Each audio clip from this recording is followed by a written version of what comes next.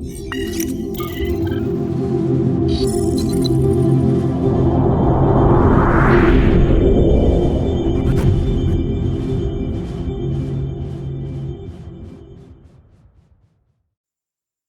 یسوع کے مقدس نام میں آپ سب کو سلام۔ آج کے دن میں ہمارا ٹاپک ہوگا ترتیب۔ زندگی میں ترتیب بہت ضروری ہے، وہ چاہے چیزیں ہوں، کام ہوں یا الفاظ۔ چلیں الفاظ ہی کی بات کر لیتے ہیں۔ گرامر سیکھتے ہوئے ہم نے ایک جملے پر غور کیا تھا، روکو مت جانے دو۔ اسی جملے کو آپ کسی کو روکنے کے لیے بھی استعمال کر سکتے ہیں اور جانے کا کہنے کے لیے بھی۔ مثلا روکو مت جانے دو، یہاں روکا جا رہا ہے۔ اسی طرح روکو مت جانے دو، جانے کا کہا جا رہا ہے۔ آپ نے غور کیا کہ کیسے ایک کوما کی جگہ یا ترتیب بدلنے سے الفاظ وہی ہیں لیکن ان کے معنی بدل گئے۔ اس لیے ترتیب بہت ضروری ہے، اور ترتیب میں سب سے اہم ترتیب لگانے والا ہے۔ اگر تو ترتیب لگانے والا ماہر ہے اور دور اندیش ہے تو پھر تو کیا ہی بات ہے۔ آج ہم ترتیب اور ترتیب لگانے والا دونوں ہی کی بات کریں گے۔ ہم نے سیکھا کہ کس طرح خدا نے ویران سنسان اندھیر نگری کو ایک روشن، مرتب، منظم اور خوبصورت جگہ بنا دیا۔ یہ ویڈیو دیکھنے کے لیے آپ اوپر آئی بٹن پر بھی کلک کر سکتے ہیں اور نیچے ڈسکرپشن میں بھی آپ کو اس کا لنک مل جائے گا۔ اس خوبصورتی کے پیچھے جو خاص وجہ ہے وہ ترتیب ہے۔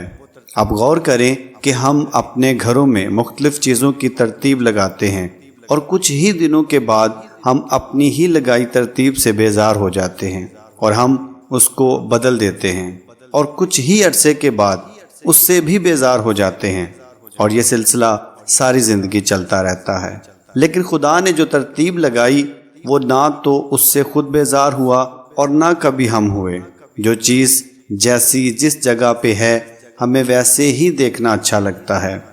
اس نے ایک ہی بار کہا روشنی ہو جا، اور روشنی ہو گئی، اور اس نے روشنی کو تاریکی سے جدا کر دیا، روشنی کو دن کہہ دیا اور تاریکی کو رات۔ پھر اس نے کہا پانیوں کے درمیان فضا ہو، یعنی اوپر علیحدہ پانی ہو گیا اور نیچے علیحدہ، اور جو درمیان میں فضا تھی خدا نے اس کو آسمان کہہ دیا۔ اب جو نیچے پانی تھا اس کو خدا نے کہا کہ ایک جگہ جمع ہو جائے تاکہ خشکی نظر آئے، تو خدا نے خشکی کو زمین اور جو پانی جمع تھا اس کو سمندر کہہ دیا، اور ساتھ ہی حکم دے دیا کہ زمین گھاس، بیجدار بوٹیاں اور پھلدار درخت اپنی اپنی جنس کے موافق اگائے۔ پھر خدا نے دو نیر بنائے، ایک نیر اکبر اور ایک نیر اصغر، تاکہ دن رات کو الگ کریں اور نشانوں، زمانوں، دنوں اور برسوں میں فرق کیا جا سکے، اور اسی طرح ستارے بھی بنائے۔ پھر جو پانی جمع تھا اس میں چھوٹے بڑے جاندار اور فضا میں اڑنے کے لیے پرندے پیدا کیے اور ان کو پھلنے بڑھنے کی برکت دی، اور پھر زمین پر جانور چوپائے، رینگنے والے جاندار اور جنگلی جانوروں کو ان کی جنس کے موافق پیدا کیا، اور آخر میں انسان کو اپنی صورت اور اپنی شبیہ پر پیدا کیا، اور برکت دی کہ پھلو اور بڑھو اور زمین کو معمور و محکوم کرو۔ آپ نے دیکھا کہ جو ترتیب خدا نے لگائی ویسے کا ویسا ہی آج بھی سب کچھ ہے، لیکن پھر بھی ہم بیزار نہیں ہوتے بلکہ خوش ہوتے ہیں، اور ہماری زبان سے لامحالہ خدا کی تعریف ہی نکلتی ہے۔ ہم نے کبھی کسی سے کوئی اعتراض نہیں سنا کہ سورج کو مشرق سے نہیں مغرب سے نکلنا چاہیے تھا، یہ ایسے ہونا چاہیے، وہ ویسے ہونا چاہیے تھا۔ اب غور طلب بات یہ ہے کہ اس کو اتنا تفصیل سے سیکھنے سکھانے کی ضرورت کیا ہے؟ جو ہونا تھا وہ ہو گیا۔ لیکن آپ کو یاد ہوگا کہ میں نے شروع میں کہا تھا کہ اس ترتیب میں خاص اہمیت ترتیب لگانے والے کی ہے۔ جو خدا ایک ویران سنسان اندھیر نگری کو اتنا خوبصورت بنا سکتا ہے، ہم تو پہلے ہی اس کے ہاتھ کی کاریگری ہیں۔